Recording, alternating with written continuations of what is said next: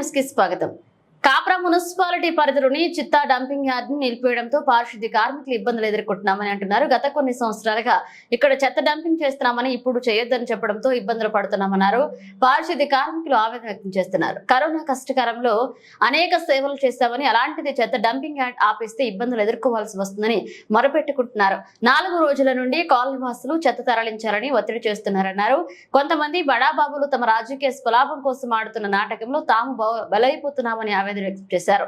అధికారులు స్పందించి ఈ సమస్యను వెంటనే పరిష్కరించాలని కోరారు. లేదంటే కాలనీలోని చెత్త ఎక్కడికక్కడ పేరుకుపోయి ప్రజలకు ఇబ్బందులు తప్పవని హెచ్చరించారు.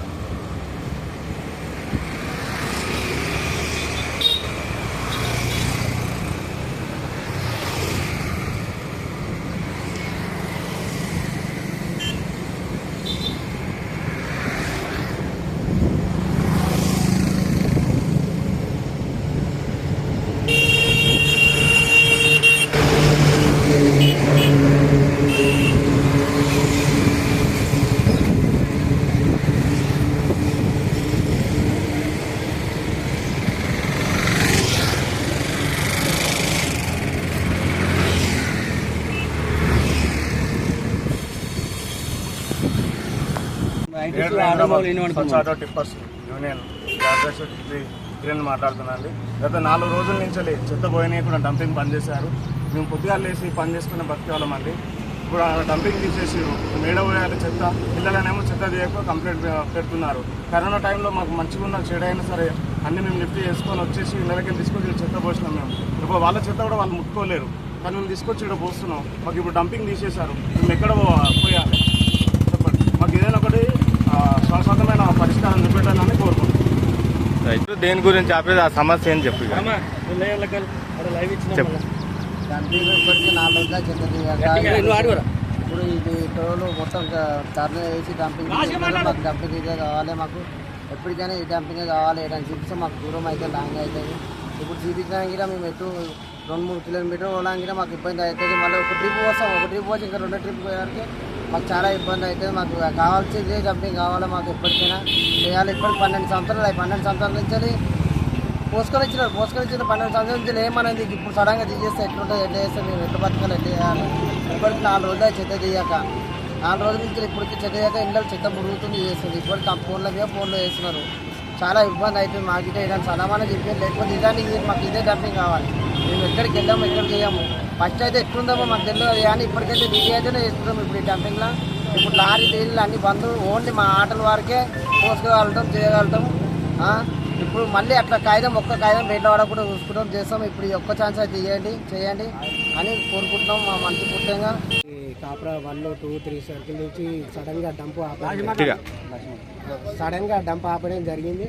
గతంలో మాజీ మేయర్ బొంతు రామ్మోహన్ ఉన్నప్పుడు మేయర్గా ఉన్నప్పుడు ఈ స్థలం కేటాయించడం జరిగింది. ఆ తర్వాత కరెక్ట్ చెప్పండి. గత ప్రభుత్వం నుంచి మేము ఇంటింటికి చెత్త తీసుకుంటున్నాం చేస్తున్నాం. ఇంతకుముందుగా ఎక్కడ పోయినా ఇంతకుముందుగా చెత్తకు పోయినకి ఎక్కడ పోయినా సరే ఎటు పోయినలేరు చేయలేరు చేపనేయలేరు. ఇక ఎక్కడని మేము అప్పుడు గత ప్రభుత్వం ఉన్నప్పుడు అందరినీ రిక్వెస్ట్ చేసి అందరిని అడుగుతుంటే చేస్తుంటే పలానా దగ్గర మన శాకెట్ కాడ డంపింగ్స్ పెట్టారు, ఏర్పాటు చేశారు. గత ప్రభుత్వం మేము తెచ్చుకొని పోసుకుంటూ చేసుకుంటే వచ్చినాం. ఇప్పటికి 12-13 సంవత్సరాలు అవుతుంది. కరోనా టైంలో ఉన్న టైంలో మంచిదానికి చెడ్డానికి అన్నీ వేసుకుంటూ వచ్చినాము. మేము రామ్కి వచ్చి డబ్బులు వర్కౌట్ చేసారు. మేము డబ్బులు వేసుకుంటూ పోయినాం, చేసుకుంటూ వచ్చినాం. ఒకటి మన గీతా మేడము, ఇంకా ఆయన పురుషోత్తము, వీళ్ళు కంపెనీలు హోటల్ పెద్ద పెద్ద హోటలు వాళ్ళు పట్టుకొని వచ్చి కింద పోసుకొని వాళ్ళు పైసలు ఎంత వ్యక్తమై మా పొట్ట మీద కొట్టి మమ్మల్ని రోజు తీసేసే పరిస్థితి ఇచ్చేది, డంపింగ్ ఎత్తేసే పరిస్థితి కాడికి తెచ్చారు.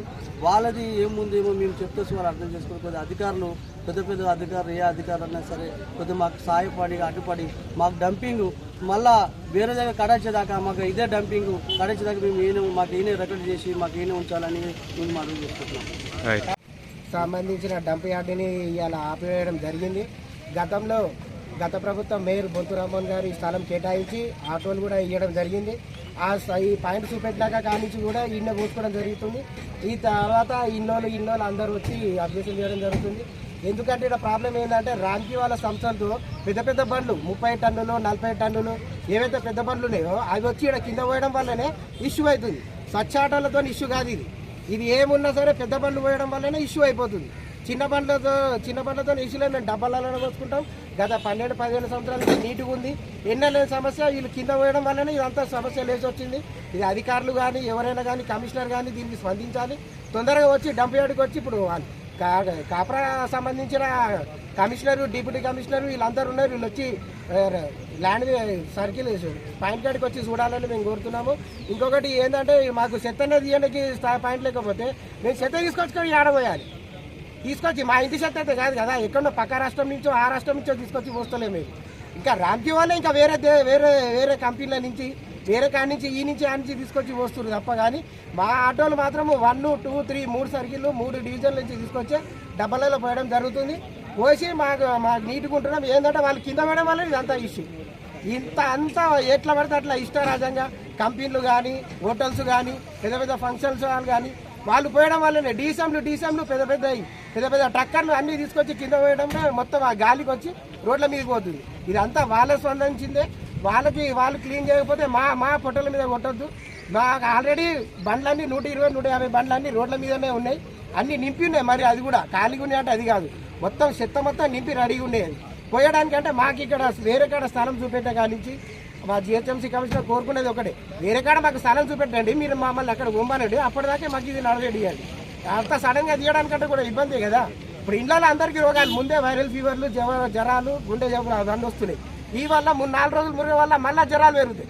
దీనివల్ల ఏమంటుంది కమిషనర్ గారు ఏమంటారు, మీరు చెత్త పోతలేరు అంటారు. మేము పోతేనే మాకు డంపింగ్లో లేకుండా చేసి దీని గురించి కమిషనర్ అమరపాల్ గారు మేరం కూడా చెప్తున్నాం స్పందించి వాళ్ళు కూడా తొందరగా దీన్ని చర్య తీసుకుంటే బాగుంటుందని కోరుకుంటున్నాం.